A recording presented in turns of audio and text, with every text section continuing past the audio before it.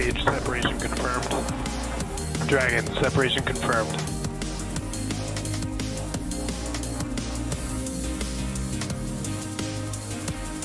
Stage 1 is transonic. Landing legs have deployed. And Falcon 9 has landed. Thanks for tuning in to the 43rd launch of Starlink. Today, we'll be sending another 53 Starlink satellites to low Earth orbit from Launch Complex 40 at Cape Canaveral Space Force Station in Florida, just under 7 minutes from now. My name is Kate Tice, and I'm a quality engineering manager here at SpaceX, and I'll be your host for today's mission. Start of engine chill.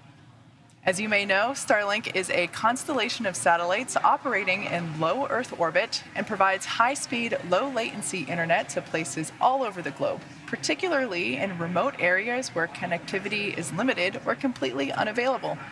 Starlink is now live in the Caribbean, which brings us to servicing 33 total global markets.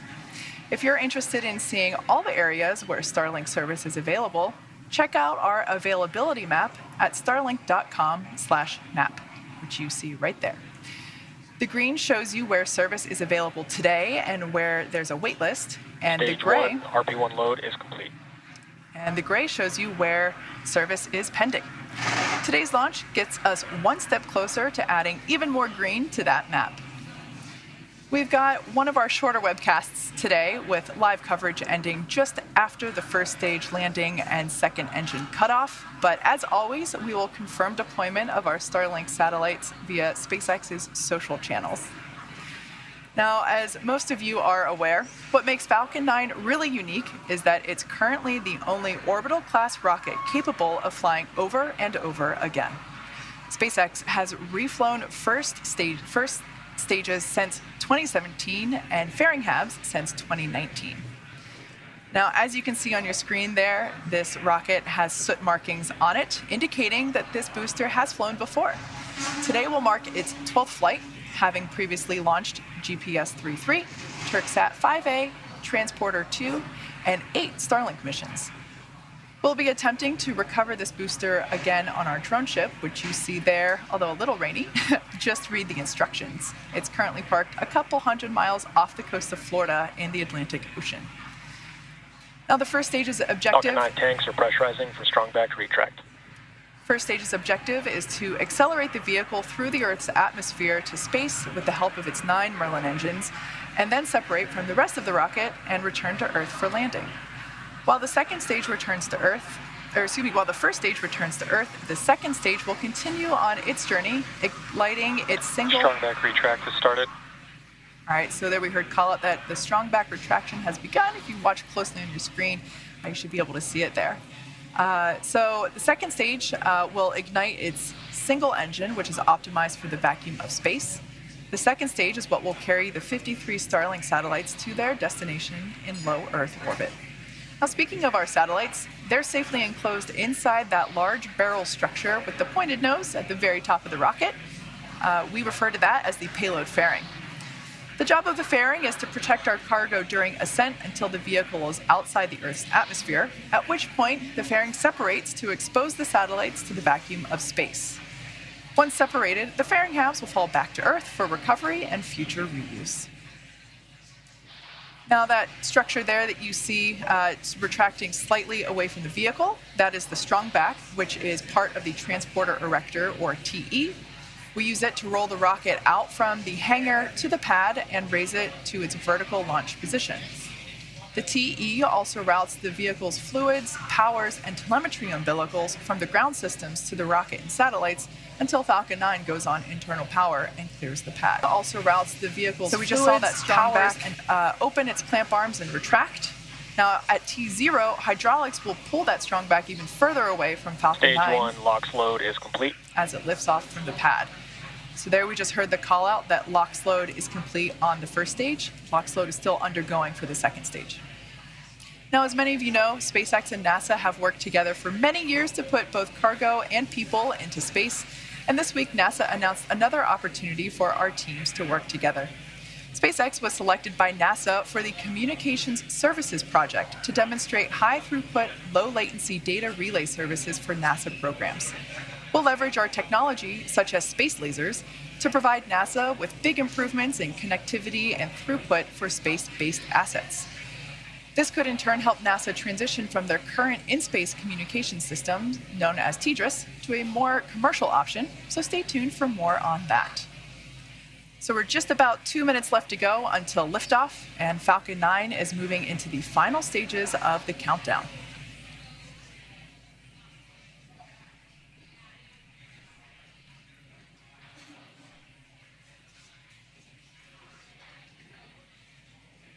Expecting to hear the call for second stage LOX load completion. At this point, Falcon 9 is fully loaded with its fuel, which is RP1, or Rocket Propellant 1. First stage is fully loaded. Stage 2 LOX load is complete. All right, so first stage is fully loaded, as well as second stage fully loaded with its liquid oxygen. So there we have a shot of the... Gas closeouts has started. So there we can see a shot, beautiful view of pad 40. And we can see that that white cloud is forming around the vehicle. That's totally normal. Now that LOX load has completed, the excess liquid oxygen is now venting from the lines that we use to complete that propellant loading. Next milestone is we'll hear that the vehicle is in startup.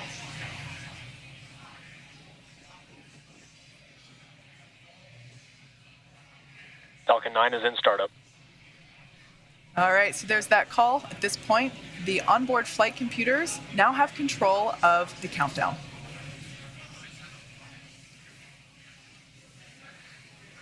Falcon 9, Starlink, LD is go for launch.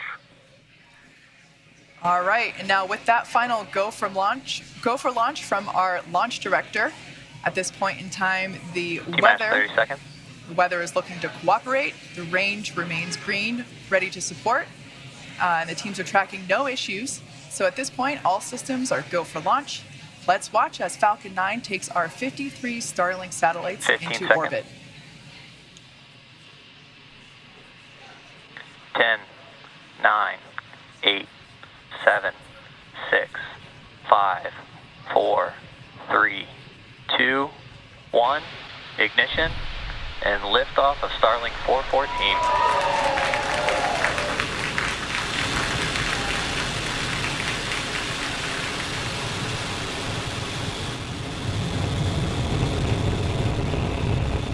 Vehicle's pitching downrange.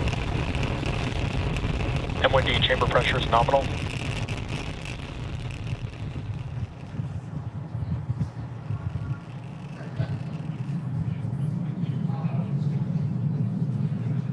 As you can see on your screen and heard by the cheers of folks with me here at Mission Control, Falcon 9 has successfully lifted off from Space Launch Complex 40, carrying our 53 Starlink satellites. Although at liftoff, gravity is pulling straight down on the rocket. As we ascend, we actually tilt the engines. The technical term for that is gimbaling for all my rocket nerds out there. And that actually turns the rocket horizontally. Falcon is supersonic. So we're still going up, but with that gimbaling, we're now also heading horizontally away from the launch pad. That's what we call a gravity turn.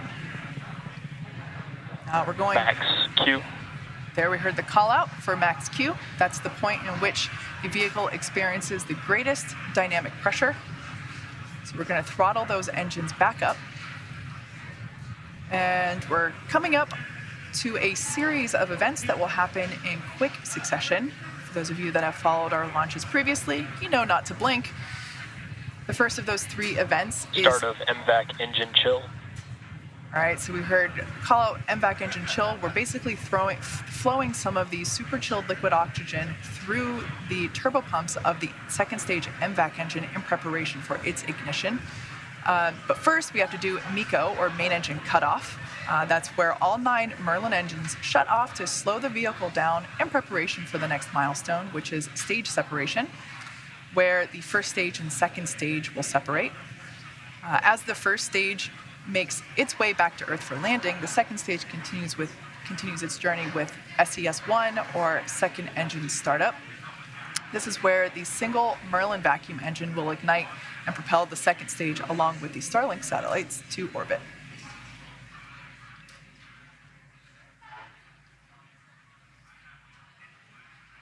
view there inside our inner stage. Main engine cutoff. Stage separation confirmed.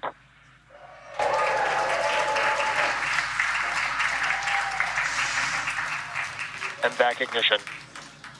All right, so all three of those events in quick succession. Bearing separation confirmed. And there we can see that the fairing halves have separated, exposing our Starlink satellites to the vacuum of space. On the left-hand side of your screen, you can see those grid fins deploying on the first stage. Both stages are on nominal trajectories. All right, great news there. Everything looking nominal for both the first and second stage. Now, while the second stage is doing its job, the first stage is actually coming back home to Earth, and it will execute 2 burns today. The first burn is the entry burn. We will ignite 3 of its engines, 3 of the 9 Merlin engines at the bottom of the first stage to help slow the stage down. The second burn is the landing burn, and that's where we ignite 1 engine, just the center engine, that will bring the vehicle speed down rapidly in order to land on our drone ship. Just read the instructions. That drone ship is about the size of a football field. Everything continues to look nominal Acquisition of signal Bermuda. for both first and second stage.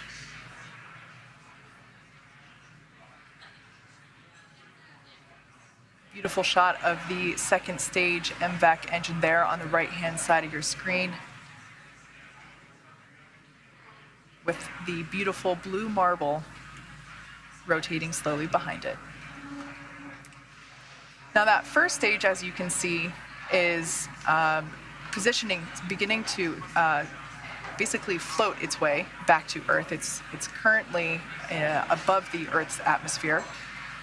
In order to help it make its way back through the Earth's atmosphere, we're going to perform a re-entry burn. Not currently visible from that view, we have landing legs stowed on the side of the booster. Falcon 9 is equipped with 4 landing legs made of carbon fiber aluminum honeycomb. They're placed symmetrically at the base of the rocket and stowed during ascent, and they will deploy just prior to landing. As we come up to the entry burn, a reminder, this is a 3-engine burn meant to slow the first stage as it hits the thicker layers of the Earth's atmosphere. As you can see, Falcon 9 has grid fins on it. It's equipped with 4 hypersonic grid fins. They're positioned near the top of the first stage and near the base of the inner stage, so basically where those 2 pieces of hardware connect. Currently, the first stage is using its grid fins for steering as it makes its return to Earth. If you watch closely, you can see those grid fins Stage 2 actuate. trajectory continues to look nominal. Those grid fins help orient the rocket during re-entry and guide the rocket during descent. There we just saw a puff of gas. That is just nitrogen gas. We use nitrogen gas bursts for attitude control on the first stage.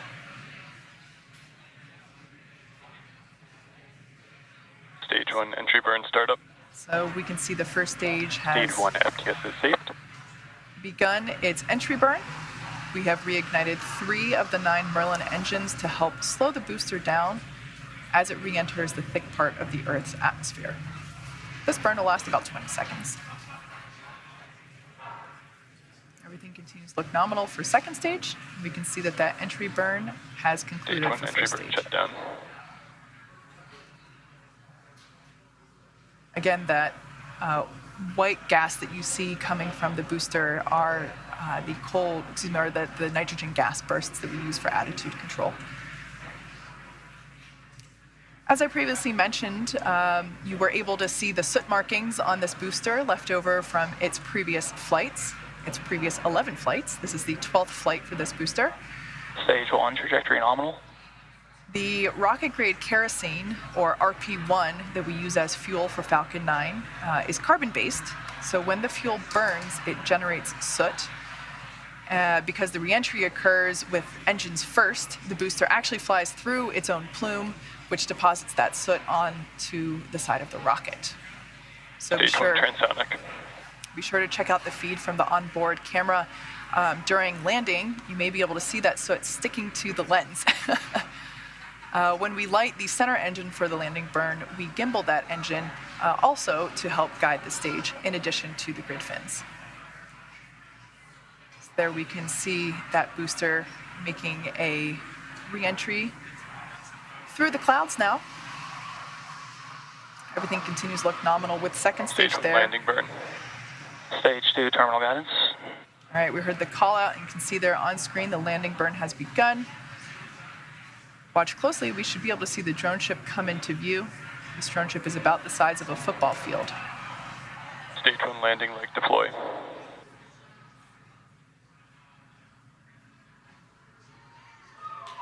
As you can see, this booster has Stage 1 touched landing down confirmed. once again. This is the 12th recovery for this particular booster. Stage 2 FDS is safe. This recovery also marks the 115th recovery of a first stage booster. Gorgeous shot of that booster on our drone ship. Just read the instructions. Up next will be second engine cutoff, Second engine cut off. which we Expected saw loss of just signal. there. Cape.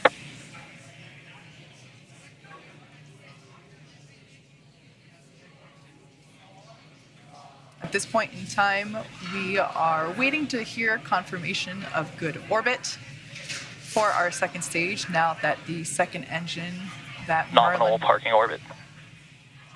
All right, and there's that confirmation that we were waiting to hear.